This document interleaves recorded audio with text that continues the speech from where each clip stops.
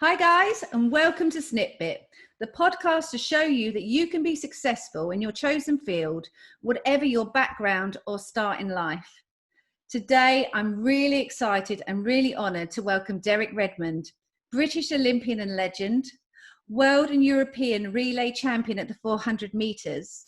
But most people will probably remember Derek from the 1992 Barcelona Olympics, when after tearing his hamstring in the semi-final of the 400 metres, he decided to finish the race with the help of his dad. It's probably one of the most unforgettable Olympic moments ever. It certainly touched at my heartstrings. And with over 110 million views, it's even been mentioned by Obama. Derek, thank you so much. I so appreciate your time. No problems. Pleasure to be here, and I'm glad it was mentioned by Obama and not Trump. So we got that out. I think they're still arguing, Derek, to be fair. I think they are, yeah. So thank you so much. So we'll start with the first question. Do you think your background and upbringing were a factor in what you've achieved? I'm going to say yes, because, I was, born, I certainly wasn't born into anything fancy. In fact, I was actually born in a council house because I was born at home. My dad was a lorry driver, and my mum was a teacher teaching adult education. So, humble beginnings, all that sort of stuff. But the one thing that I guess I had going for me, which unfortunately not a lot of people have, was one, growing up in that family unit where you've got both mum and dad together. I mean, they're still together to this day, which is not as common these days. It does happen, obviously, but not as common. And the second thing is I had a very, very strong-willed, positive force in my dad. So I was very lucky to have somebody who really did guide me and support me in that way. And I possibly didn't recognize it in my early years, but as I started to get a bit older and my athletics got a bit more serious, then it sort of came to the fore. And that's just like a massive bonus, isn't it? Huge bonus. And, I see it now with the young athletes, some of the athletes and people that I mentor, that they don't and didn't have that kind of father figure. And if they did have a father figure, it wasn't necessarily one that could help and support them in as they pursued whatever they were trying to pursue. So yeah, it was a huge thing, and I am grateful and recognize that it was something that I had that not every athlete had. No, that I can understand that. So what was your biggest challenge and how did you overcome it? Do you know what? To be honest with you, I'm challenged every day. There are huge challenges that I face. I mean, we're all facing possibly our biggest challenge with COVID. I mean, that has been a huge challenge for all of us. I mean, one of the obvious ones was obviously Barcelona. Did I ever get over it? You get to live with it. Whether you get over it is another thing. But I've certainly learned how to live with what happens. I've certainly learned how to be able to cope with it and talk with it. I've learned a hell of a lot from it, and that's helped me in lives. But I would find it difficult to pick one challenge and say, this was my biggest challenge and this is how I got over it. I mean, I've gone from having, I think it's 11 or 13 operations in my track, and I've had 18 operations in my life so far. I say so far because hopefully it's the end, but you never know.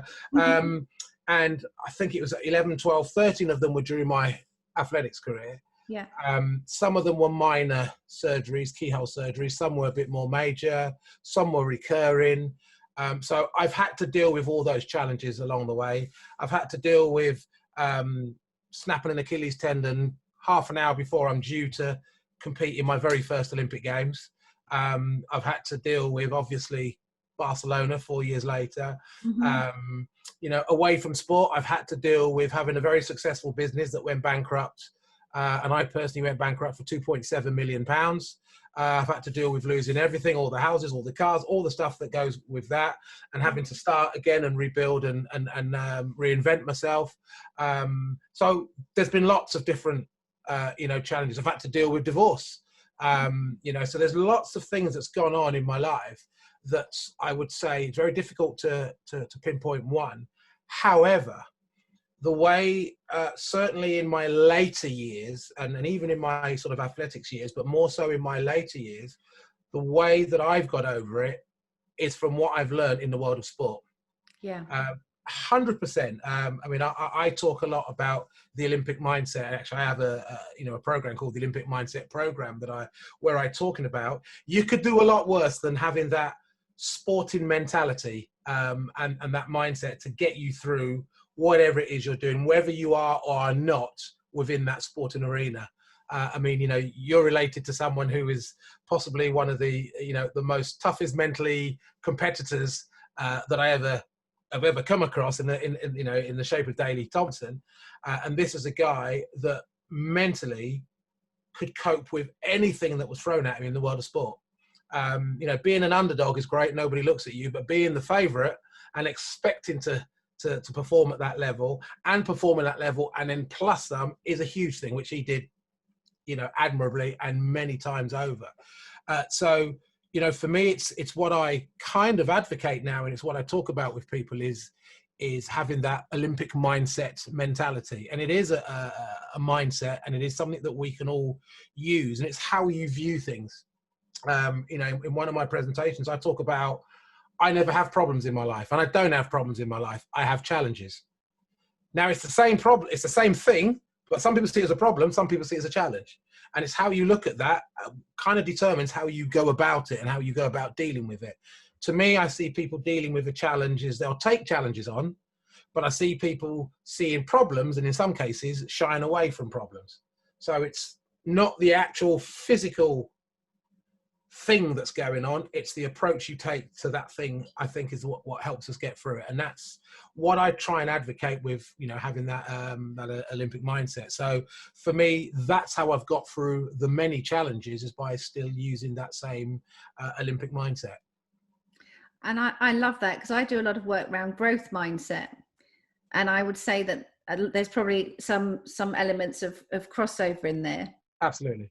And I'm assuming for you that that's been essential in your career and your life and in everything that you do. Yeah, absolutely. 100%. And, this is stuff I've learned, gosh, blimey, over 30, 40 years. This is not just read a quick book, right, I'm qualified, let's get on with it. I've lived this. I've gone through lots of examples, and there's hundreds of examples pretty much for any scenario. In the business world, in someone's personal world, in their working world, that I can relate back to something that I went through, again, not just once, but many times in my sporting world, whether it was athletics, whether it was I went on to play basketball, then rugby, then race motorbikes, then kickboxing, then boxing. So regardless, there's been lots of examples that I can give to pretty much most scenarios and situations, and they all stem back to what I've learned in sport, whether that's through coaches, whether it's through Daley. I had the pleasure of training with Daley on a number of occasions over a few years when we was based in America, whether it's through my parents, whether it's through other coaches, as I say, that I've worked with, whether it's through trial and error, trying things out and things going wrong and not going to plan and having to learn from it. All these things, I've walked that life and have the T-shirts, the scars, the medals, the hospital records to go with it. When was the point that you knew you were going to be successful in your career? I'm still waiting for that point. You could guide me towards that. I'll be a very happy man. No, do you know? It's really funny, because as an athlete traveling along that, let's call it that athlete's pathway. So I started running when I was 7 years of age. I was quick. I love sport, and I jumped and ran and through things, jumped over things, into things, whatever. But it became apparent that I was, pretty quick, and sprinting was the route for me. And for many years, I ran hundreds and 200s. And then that was from at the age of 7 to at the age of 14. And then when I was 14, 15, I ran my first 400 by accident, because the guy who was supposed to run the 400 for our club didn't show up. So I ended up running it, and I won it and broke the area record. And I thought, I quite like that feeling of winning and breaking records. So from 15, seriously, from 16 onwards, I started running 400s.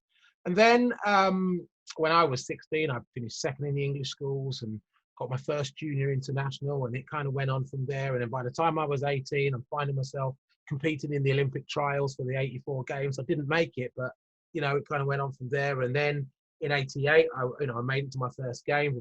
So you don't actually go for a point where you go, holy crap, I'm going to be good at this and this is my career. It kind of organically develops and builds.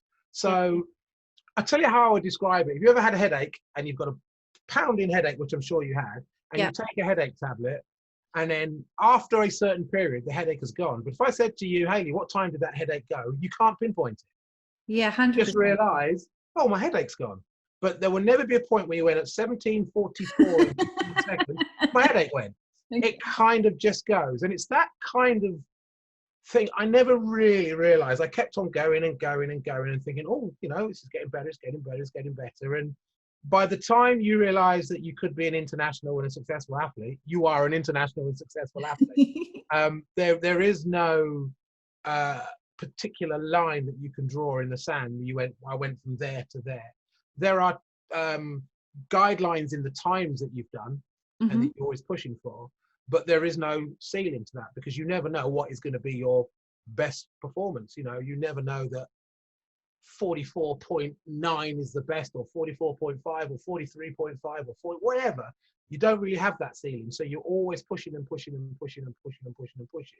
And everything that happens kind of happens in, dare I say, you kind of sometimes take it for granted because you're just pushing for the best. You're pushing to be the best. And it's weird because I've never ran the perfect race. And in my career, that's not because of injuries or anything like that. And I'd argue that had my career gone on for another 20 years, I would have never ran the perfect race because you're always finding things that you could slightly tweak and slightly improve. And I would argue if somebody ran the perfect race, it would be possibly the last race they ever ran because they would feel that they couldn't run any quicker. So yeah, there was never a time where I thought this is it. The closest I get would have been maybe when I was 18 and I went to the my first Olympic trials, which was the LA Games in '84. I did have a bit of a realization of, blimey, without trying and expecting to, I've made it to the Olympic trials. Wow, in 4 years' time, if I really put my head down and work hard, I could make it to the Olympic Games. So that's as close as I've really got to it. But I've never really had that light bulb moment when I'm now, oh, wow, I'm going to be an international athlete. Long-winded answer, but... No, it's about that fine-tuning, isn't it? Yeah. Absolutely. So you've mentioned your dad and who you obviously have an amazing relationship with. Yeah. But has there anyone else who's been the driving force behind your success? It's quite funny. So, I've had some, some good coaches in my career. 3 main coaches: a guy called Jeff Munns, Jenny O'Shea, and Tony Hadley. Not the lead singer of Spandau Ballet, although they share the same name. So, my old man is definitely underlining number one. But I've had those 3 coaches in my life. There's been a couple of other minor coaches that's been involved, and I'm just talking athletics, my track coaches. They were the 3 that really were the supporting 3 in my whole career, and they're the only 3 coaches that I had. But we all have sporting heroes. There's 2. The latter was someone I kind of picked up later on in my career, which was a basketball player by the name of Michael Jordan. The former, and I've already mentioned him a couple of times, was your good old uncle, Daley. I was a massive fan of Daley before I met him. My dad was a huge fan of Daley, and I remember my dad used to quote things about what Daley did, what he said, how he conducted himself, before I was at a level to be able to even be in the same arena with him, let alone talk and work with him. So they were sort of people that I looked up to, and as I say, my dad and my coaches were the people that really were the driving force behind me. That's great. It's going to be amazing. He's going to love this. You do realise. Well, I know. I know. I mean, you know, I know you've spoken to young Akabusi, and Akabusi was a huge fan and supporter and an admirer of Daly. I don't know if you're speaking to Roger Black, but he's another one that's, you know, Daly touched a lot of athletes' lives, and he did it. And I know this is not a thing where it's a homage to Daly. He'll be sitting there going, "Yes, it is." But Oh, absolutely, you know it, right? of course he would, yeah. But he did something to a lot of athletes, possibly without even knowing it. And I can remember the very first time I spoke to Daly, and we was at Newcastle. We was at the Gateshead Stadium, and it was the days when it was England versus the USA versus the Commonwealth versus the rest of the world, or something like that. One of these weird, obscure athletics meetings that was put on. And at that point, England used to put out about 5 4x400 meter relay teams: the A, the B, the C, the D, the E. You know, if they had enough athletes, we'd all run. And Daly was actually running in one of the relays, one of the teams. I don't know, England C, whatever it was. And we're all warming up for the race. And as we're warming up and milling around, and he walked up to me and said, "You're Derek Redmond, aren't you?" And I just remember thinking, holy crap, Daley Thompson just said, "You're Derek Redmond. He knows who I am." And we got into a little bit of a conversation about, 400 this and that and blah, blah, blah. And he was talking a bit about that. And I said that we were chatting, and I said that I train in the States and this and that. And he said, he's always there. Where do you train? UCLA. Oh my goodness, I'm there with Art Venegas, who was a throws coach. So when he was doing some of his throwing, he'd go up there and he said, "Why don't we, next time you're out, let's hook up and do some training." Yeah. I'm like this, Daley Thompson wants to train with me. And then once I'd kind of got over that bit and we're out in the States, and then you see the real Daley, the Daley that is just there to work his butt off and do what's needed, you pick up off of that and you learn. And, I learned so much from him, not just from the training point of view, that it was untrue. I remember one thing I will say, and it gives you an example of the attitude that I take. And my wife sees it in me now. Mm-hmm. And it's something that I would say stemmed from what I learned from being around certainly Daley and some other world-class athletes. I remember doing a session with Daley, and we were doing 4 400s. And my times were obviously slightly quicker than Daley's, because he's got another 9 events to train for, and his PB wasn't the same as what mine was. So we'd worked out the times that I run.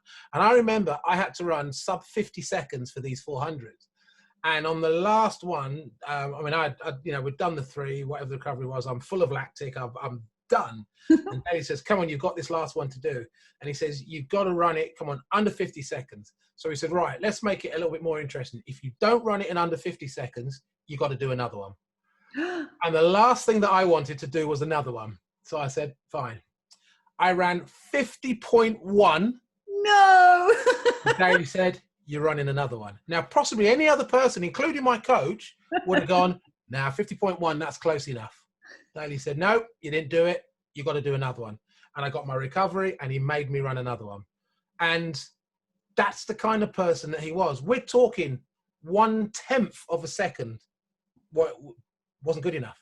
It had to be. And I remember that. Believe you me, I remember it. I think it took me about 5 weeks to recover from that. But the point being, you don't leave any stone unturned. If it's 0.1, 0.01, it ain't where you want it to be. And that's kind of how I am. And my wife, we were watching a program recently on TV. I don't know if you've seen it, called "Don't Rock the Boat."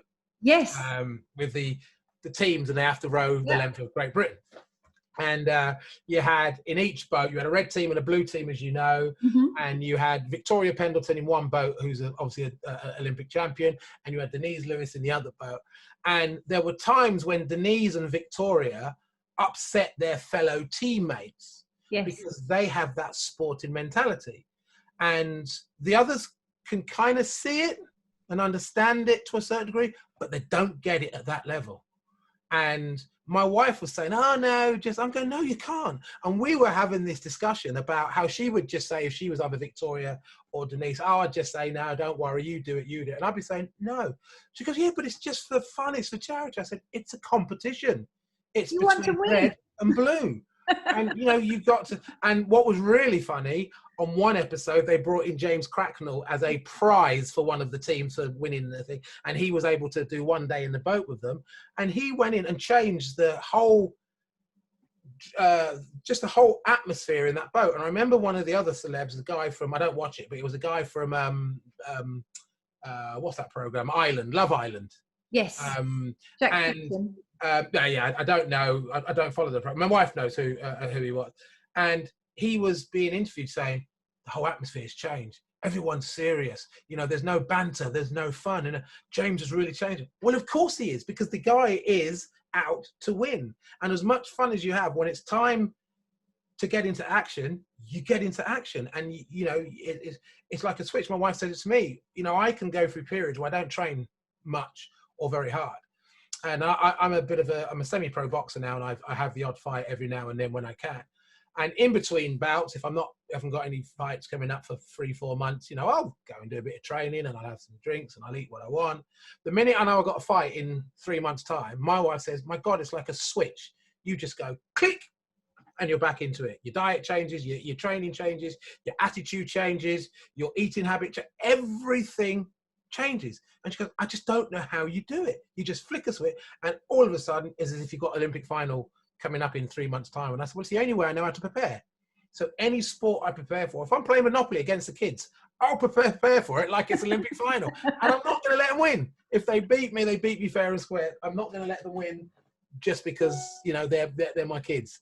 And it is that mentality that we have, and we get it from the likes of training with other people with similar sort of mentalities. So you'd say it's important to hang out with people with the same positivity, the same drive as yourself?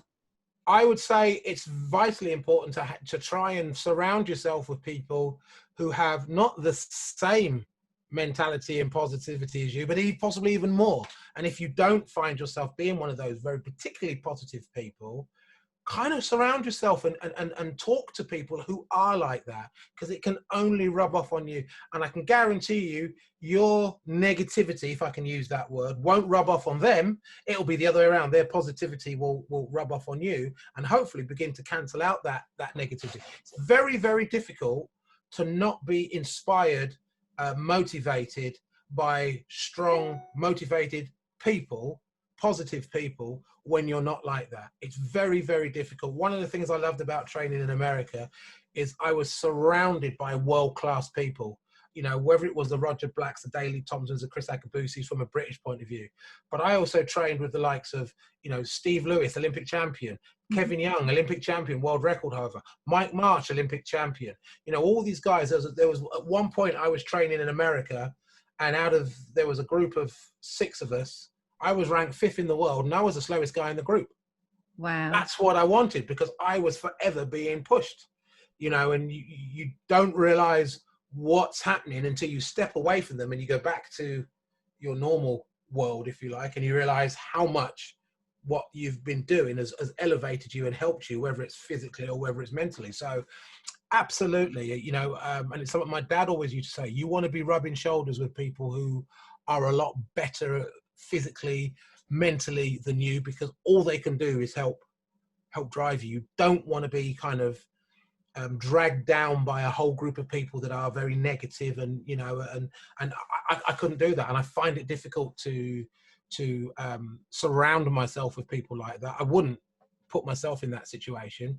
Of course, we all know people that can be and are a little bit negative, but it's kind of my aim, you know, to try and help them step away from that negativity and at least be neutral before they start being positive. Let's just get them to that level where they're neutral to start with. That's brilliant. So if you were stood in front of your teenage self now, what advice would you give yourself, and why?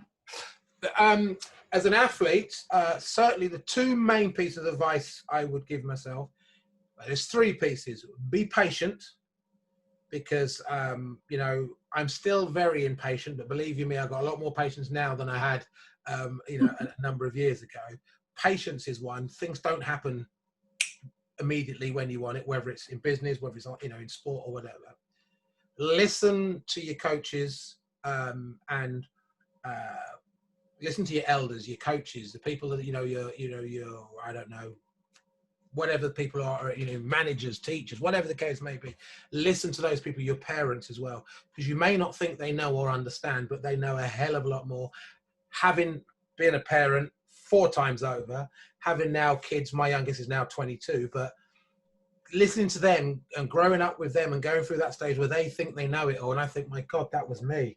And, I was just as annoying and just as cocky and think I knew it all as all 4 of my kids have gone through that stage, and pretty much every child and teenager, go through that stage.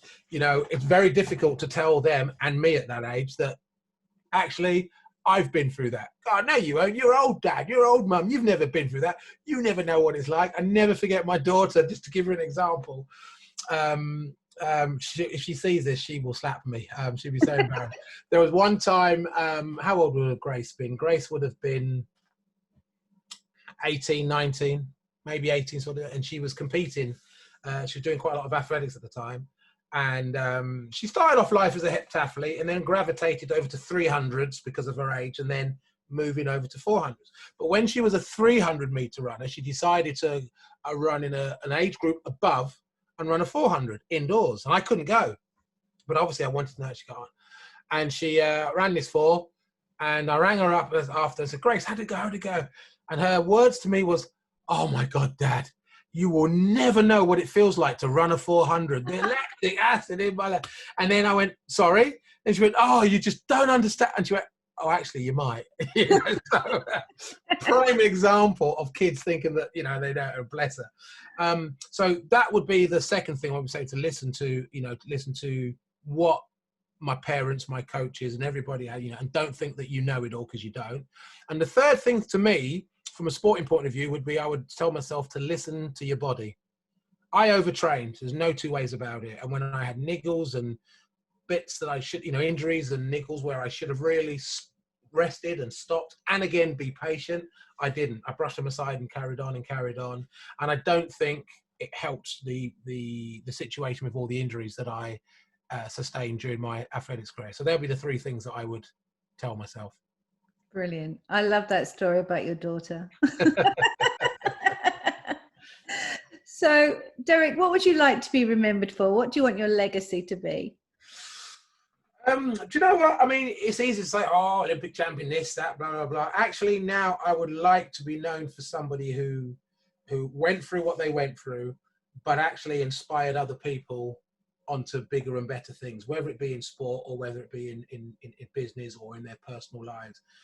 I absolutely love helping, as I refer to it, people, teams and cultures to develop and improve and succeed and become a better version of themselves. And that sounds very Miss Worldy, I know, but it is, and I've been fortunate for the last 20 odd years to be a motivational speaker, a business performance coach, and deliver workshops and speaker. And I do get a huge buzz out of sharing what I have been through and hoping and seeing how it can help and help others improve. And, even today on LinkedIn, I received a message from someone I don't even know. They linked in with me and said, I've been using your, I heard you speak at so-and-so, such and such event, and you talked about your goal setting triangle. I now have a goal setting triangle that I use. And to me, that's brilliant, because it's something that I sort of went through and stumbled across on and put together with the aid of my sports psychologist. And now I'm showing how I was using sport, how you can use it in business, and people are using it. I mean, there's no better feeling than that. So that would be something that I'd love to be known for. Lovely. And to finish off, obviously you're heavily involved in charities, and you said a little bit about what you do, but where can we find you? Easiest place to find me is on LinkedIn. Is Derek Redmond. Also Instagram, the real Derek Redmond, because there was a fake one on there. Okay. I take it as a compliment. There was a fake Derek Redmond on LinkedIn as well, but you'll see mine. It's got pictures of me and goodness knows what. You can find me on Twitter as well, at Derek Redmond. So yeah, just the usual. I have a Derek Redmond fan page on Facebook as well, so you'll find me. I also have a couple of websites, derekredmond.com, but also the Olympic Mindset Program.com. where if anybody is interested in finding out what I do, how they can get involved, if they want to get involved with some of the stuff and some of the work that I do, then the olympicmindsetprogram.com would be the place to go. Brilliant. Derek, thank you so much. It's been a total pleasure. You were definitely one of my childhood heroes, so I really appreciate you taking the time to speak to me. No problems. I appreciate that, and I bet that you say that to all of the guys. I don't know. That's SnipBit. You heard it here first.